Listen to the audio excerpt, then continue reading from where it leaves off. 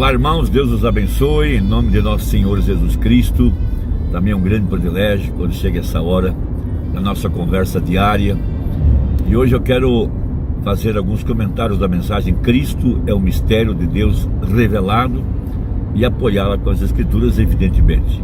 Para nós é sempre uma alegria poder meditar na preciosa palavra de Deus, nessa preciosa mensagem, porque nós sabemos que o irmão Branham, ele é um dos 7 espíritos de Apocalipse, uma das 7 estrelas, um dos 7 olhos, e a mensagem que ele nos trouxe é a mensagem do Senhor Jesus Cristo, que seria revelada à última era da igreja. Então nós temos a convicção de que essa não é uma mensagem elaborada numa mesa de escritório para impressionar quem quer que seja, ou para levantar algum sistema organizado ao redor de um homem, mas ele é um anjo ministrador enviado por Deus para servir a favor daqueles que hão de herdar a salvação. Isso é algo maravilhoso, grande, e que traz para nós segurança, paz, de saber que no que é verdadeiro nós estamos. E o ministério do 7º anjo foi para revelar a Jesus Cristo nesse dia final, nos dias da vinda do Filho do Homem. E essa é uma verdade escriturística em Lucas 17:30 e associada a outra grande escritura de Apocalipse 13, verso 8, aonde fala de nossa predestinação, de que nossos nomes estavam no livro da vida do Cordeiro desde antes da fundação do mundo, e que nós somos feitura sua, criados em Cristo Jesus para as boas obras, já dantes preparadas para que andássemos nelas, diz Paulo no livro de Efésios. Ou seja, essa mensagem, ela foi previamente preparada. O caminho que nós estamos andando hoje foi um caminho previamente preparado. Veja, Jesus disse: eu sou o caminho, a verdade e a vida. Esse caminho foi feito por 7 eras da igreja. A verdade possui 7 vozes, 7 mensageiros, e a vida possui 7 virtudes. Essas virtudes sobre as quais nós estamos edificando nossas próprias vidas, os valores que seriam colocados em nós para identificar a obra do Espírito Santo, começando com fé até chegar na pedra de coroa, o amor ágape, que é colocado em nossos corações pelo Espírito Santo. Então a Escritura diz assim em Apocalipse 13, verso 8, referindo-se a esse dia em que nós estamos vivendo, aonde Satanás é o Deus dessa era maligna, aqui no Éden de Satanás, mas Deus teria uma igreja predestinada, preordenada, projetada por Ele, criada por Ele, feita por Ele, para estar aqui, nesse dia final, e não ser enganado. Veja, não ser confundido com as falsas doutrinas, com os falsos apóstolos, com o falso evangelho.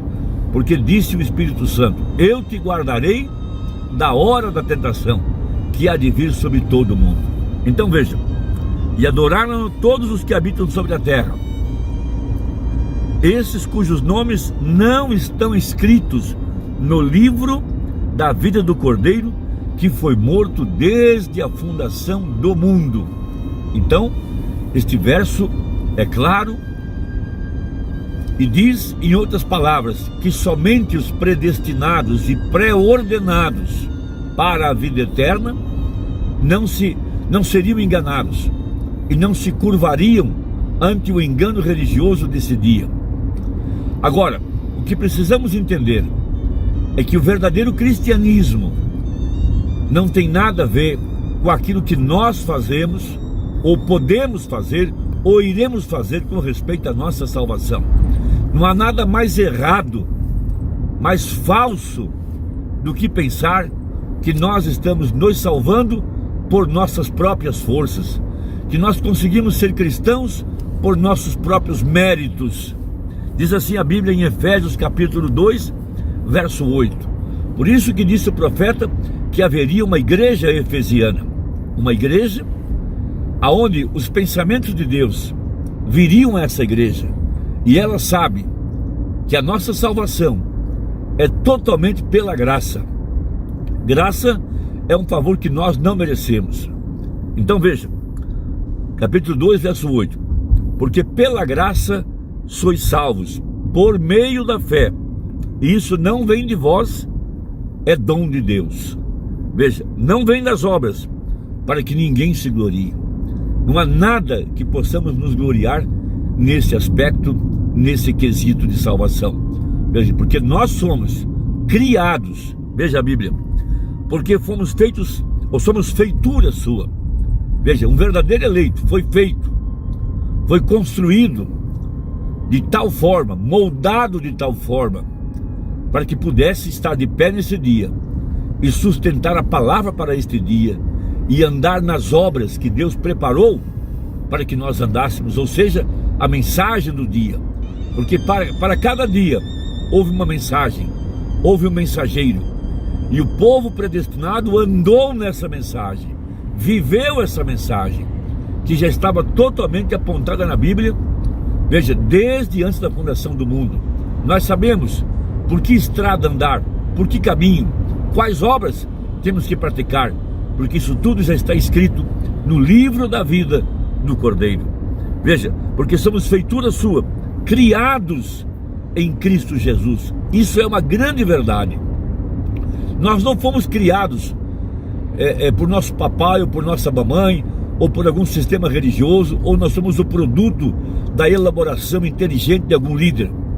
Não, a verdadeira igreja, olha a palavra criar, vem de Gênesis. Nós somos criados por Deus. Veja, não apenas criados, somos a nova criatura. Veja, um novo nascimento, uma nova criatura.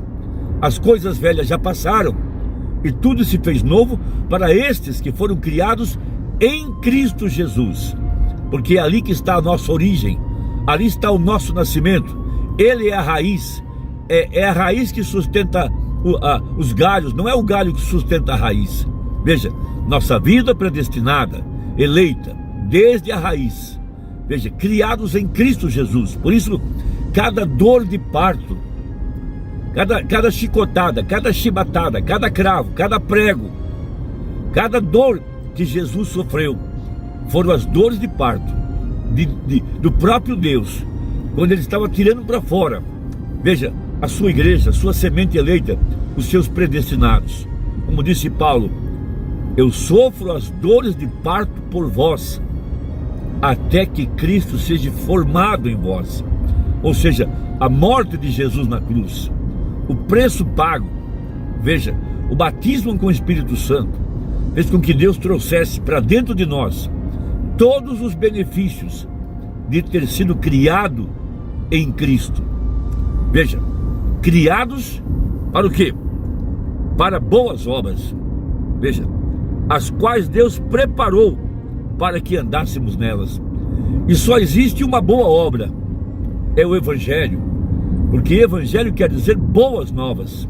E nós estamos andando nessas boas novas, da mensagem do dia, da mensagem de Malaquias capítulo 4, de Apocalipse 10, 7. Nós não estamos vivendo nossa própria vida, temos o privilégio de sermos o tabernáculo do Deus vivente, através do qual Deus está expressando-se a si mesmo, expressando-se através dessa mensagem, porque ela é a palavra viva de Deus, e cada palavra que sai ou que saiu da boca de Deus não pode voltar vazia, ela tem que cumprir o propósito para o qual ela foi enviada. Então, quando chegou o tempo, porque para cada coisa debaixo do céu há um tempo, quando chegou o tempo do resgate do título de propriedade que Adão havia perdido, o livro selado que continha esses nomes que estavam trancados dentro do testamento, e lembrando o que disse Paulo, é necessário a morte do testador para que o testamento tenha validade. Então, o testamento, os herdeiros, esses que possuem o seu nome no livro da vida do Cordeiro, desde antes da fundação do mundo. Então, o que são esses selos? Veja, esses selos contêm o mistério da nossa própria vida. Então, de acordo com o profeta, é a vontade de Deus descobrir o mistério predestinado de sua vontade. O profeta prega Efésios capítulo 1, capítulo 2, na série Adoção, e ele prega posição no corpo de Cristo. Depois ele prega mistérios predestinados de sua vontade. E todas essas mensagens relativas ao plano de Deus para cada um de nós. Veja, fazer parte dessa verdadeira igreja é primeiro ter estado na mente de Deus e saber que somos parte desse plano. Não somos um ajuntamento de gente, não somos uma associação evangélica. Nós somos a igreja eleita e predestinada que estava na mente de Deus. Então o profeta na mensagem, Cristo é revelado, melhor, Cristo é o mistério de Deus revelado. Parágrafo 524, ele abre esse mistério grandioso para nós, para mostrar como nós somos feitura sua, criados em Cristo Jesus. Porque esse livro, ele foi escrito desde antes da fundação do mundo. Quando Deus fez a terra, criou os céus e a terra, esse livro já estava escrito. E o Cordeiro já havia sido morto desde antes da fundação do mundo, porque Deus sabia o que Ele faria com sua palavra. Ele sabe que construiu cada um de nós. Ele é como aquela grande mãe águia que pôs um ovo, e aquele ovo foi roubado por um fazendeiro. Ela sabia que ela tinha um descendente, que ela tinha um filhote, e ela saiu atrás do seu filhote. E quando ela foi buscar esse seu filho, ela não buscou uma galinha, ela buscou um filhote de águia, um que estava na própria imagem dela. Isso é algo maravilhoso. Agora, você vê os selos, pergunta o profeta, quando ele estava em sua obra mediadora, ali atrás, redimindo. Porém um dia ele surgirá para tomar esse livro que ele tem redimido, e todos os que estão nesse livro serão ele, pois esse é o crente. As palavras do livro e a palavra é ele, e todos que estão nisso, ele surgirá para buscar esse livro de redenção, cujos nomes estão escritos no livro antes da fundação do mundo, quando ele foi morto como um cordeiro. Então é impossível que essa igreja venha a fracassar, porque no Salmo 1, Davi, inspirado pelas leis de Deus, referindo-se à árvore noiva, ele disse: as suas folhas não caem, ou seja, ela não será destruída, ela não será vencida, ela não será enganada. Veja, continuando, e aqui ele está hoje, em sua palavra, manifestando a mesma coisa que ele fez ali. Veja, o Filho do Homem, Jesus Cristo, manifestando-se a si mesmo através do anjo de Malaquias 4. Ela não pode reconhecer outra liderança, não, senhor, não há nenhum bispo, nada. Ela reconhece uma só liderança, que é Cristo, e Cristo é a palavra. Oh, que coisa! Assim como a cabeça foi levantada da sepultura, deste modo deve o seu corpo segui-la para o Éden. Portanto, o corpo não pode reconhecer nenhuma outra liderança, a não ser a liderança da palavra. Por isso nós temos um quadro maravilhoso na história de Gideão, quando Deus provou na água quais eram seus descendentes, quais nomes estavam no livro da vida do Cordeiro, quais pessoas ele havia feito, quais ele havia preparado para sustentar a mensagem do dia. Veja, 10.000 homens foram até a fonte para serem provados, e quando beberam a água, aqueles que a lamberam como um cão, veja, esses foram colocados de lado, e os que se ajoelharam a beber, o resto foi todo rejeitado. Então disse o profeta: aqueles que lamberam a água como um cão e não se ajoelharam, esses eram os escolhidos, esses eram os eleitos. Os demais que se ajoelharam era porque tinham tendência à idolatria. Então a verdadeira igreja hoje jamais se curvará a um homem, a um sistema, a uma imagem, porque ela foi desenhada para seguir uma única liderança, e essa é Cristo, a palavra. Irmão, que Deus te abençoe. Espero que tenha aproveitado. Deixe aí o seu comentário, veja se sua inscrição está ativa e até a próxima, se Deus quiser, em nome de Jesus. Amém.